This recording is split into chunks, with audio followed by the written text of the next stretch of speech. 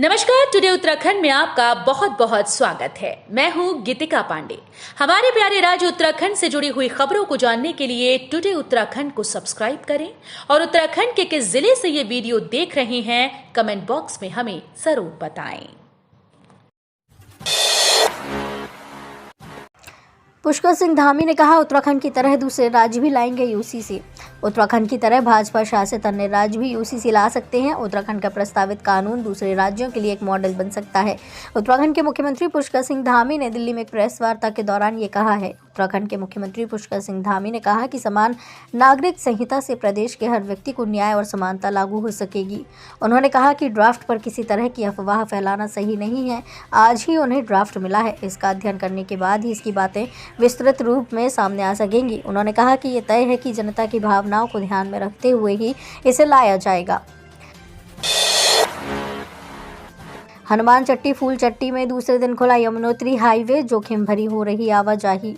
उत्तरकाशी में गुरुवार को ही बर्फबारी के बाद से हनुमान चट्टी और फूल चट्टी में बंद यमुनोत्री हाईवे शुक्रवार को दूसरे दिन खुला, लेकिन अभी भी हल्की बर्फ जमा होने से यहां आवाजाही जोखिम भरी हो रही है।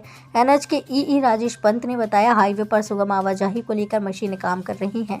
फिलहाल आवाजाही शुरू कर दी गई है, लेकिन एहतियात के साथ आवागमन करने की जरूरत है। यूसीसी लागू होने के बाद क्या हो सकते हैं प्रावधान, जाने ड्राफ्ट रिपोर्ट की खास बातें। उत्तराखंड में जल्दी समान नागरिक संहिता लागू होने जा रहा है। शुक्रवार को विशेषज्ञ समिति के अध्यक्ष जस्टिस रंजना प्रकाश देसाई और उनकी टीम ने draft report CM Pushkar Singh Dhami को सौंप दी है। अब कल कैबिनेट बैठक में यूसीसी ड्राफ्ट रिपोर्ट को मंजूरी मिल सकती है, जिसके बाद इसे 6 फरवरी को विधानसभा में पेश किया जाएगा। यूसीसी ड्राफ्ट में कई बड़े प्रावधान किए गए। पूर्व वरिष्ठ आईएएस अधिकारी ने थामा कांग्रेस का हाथ, करण माहरा ने दिलाई सदस्यता। उत्तराखंड में वरिष्ठ प्रशासनिक अधिकारी रह चुके सुरेश कुमार भरांडी ने आज शुक्रवार को कांग्रेस का दामन थाम लिया। प्रदेश कांग्रेस अध्यक्ष करण माहरा ने उन्हें कार्यालय में पार्टी की सदस्यता ग्रहण करवाई। सुरेश भंडारी ने कहा कि वो प्रदेश कैडर के वरिष्ठ नौकरशाह थे। अब सेवानिवृत्ति के बाद कांग्रेस पार्टी की विचारधारा एवं राहुल गांधी की भारत जोड़ो न्याय यात्रा से प्रभावित होकर उन्होंने पार्टी ज्वाइन की है। कांग्रेस में शामिल होकर वो प्रदेश की सेवा के लिए राजनीति में आए हैं और उन्हें पार्टी जो भी आदेश देगी वो उसकी निष्ठा से पालन करेंगे। आ रहा है यूसीसी, मुख्यमंत्री पुष्कर सिंह धामी ने किया गीत का विमोचन, टीम को दी बधाई। आ रहा है यूसीसी यूनिफॉर्म सिविल कोड को लेकर उत्तराखंड में गीत बनाया गया है, जिसका आज शुक्रवार को सीएम धामी ने विमोचन किया। इस गीत को भूपेंद्र बसेड़ा द्वारा लिखा गया और स्वर प्रदान किया गया, साथ ही राकेश भट्ट द्वारा संगीतबद्ध किया गया है। गीत पर बने वीडियो में मुख्य भूमिका ओम तरोनी और ललित जोशी द्वारा निभाई गई है। इस गीत के माध्यम से यूसीसी के लाभ एवं आम जनमानस पर पड़ने वाले प्रभावों को बताया गया है। मुख्यमंत्री धामी ने जनता को जागरूक करने और यूसीसी के प्रचार प्रसार के दृष्टिगत गीत से जुड़ी समस्त टीम को बधाई दी।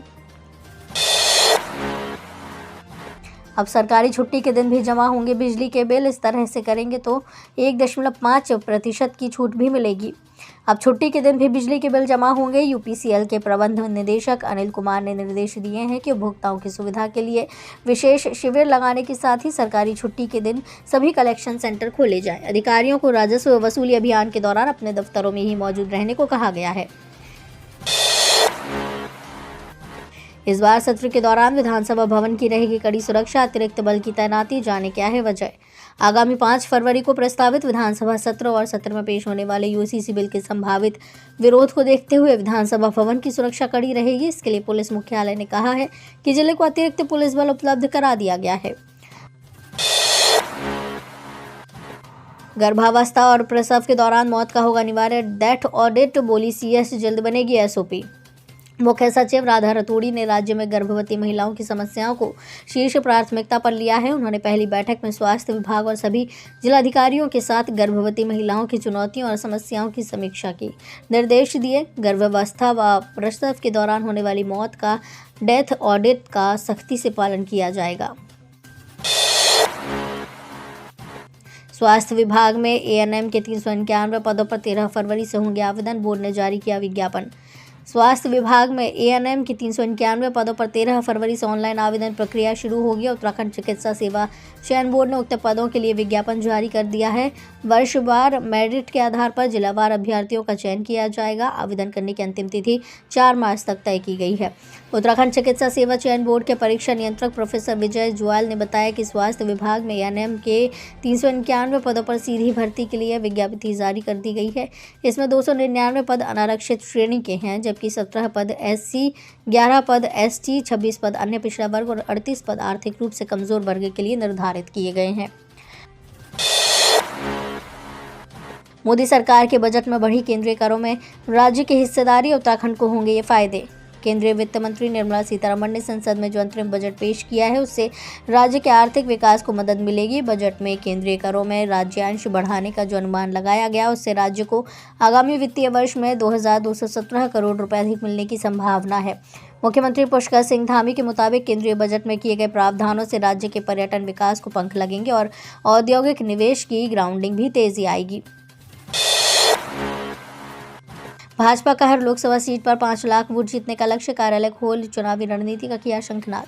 प्रदेश भाजपा ने 5 लोकसभा क्षेत्रों में चुनाव कार्यालय खोलकर चुनावी राजनीति का शंखनाद कर दिया है। पार्टी के प्रदेश प्रभारी दुष्यंत गौतम ने देहरादून भाजपा महानगर कार्यालय से चुनाव कार्यालयों का वर्चुअल उद्घाटन किया।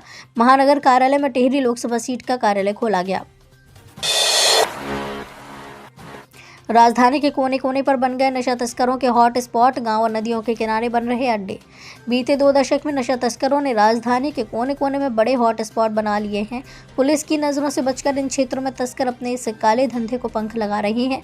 शिक्षण संस्थानों के नज़दीक भीड़ भाड़ वाले इलाके इनके लिए ज़्यादा मुफीद हैं और ये इनके लिए बाजार से कम नहीं है। यहीं पर तस्करों के ग्राहकों की बड़ी संख्या भी होती है। हालांकि बीते कुछ सालों में इन हॉट स्पॉट पर पुलिस की सख्ती बढ़ी है, लेकिन अभी यहाँ इस नेटवर्क को तोड़ने की बड़ी योजना पर काम किया जाना बाकी है।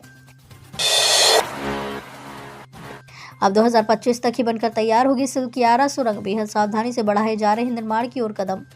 यमुनोत्री हाईवे पर निर्माणाधीन सिलक्यारा सुरंग अब वर्ष 2025 तक ही बनकर तैयार होगी। हादसे के बाद सुरंग के निर्माण के लिए 1 सप्ताह पूर्व केंद्र की अनुमति मिल चुकी है, लेकिन सुरंग के निर्माण की ओर कदम बेहद सावधानी से बढ़ाए जा रहे हैं। कार्यदायी संस्था NHIDCL के अधिकारियों का कहना है कि अब सुरंग निर्माण को लेकर पूरी सावधानी बरती जा रही है, जिसके चलते सुरंग निर्माण में 1.5 साल का समय लगना तय है।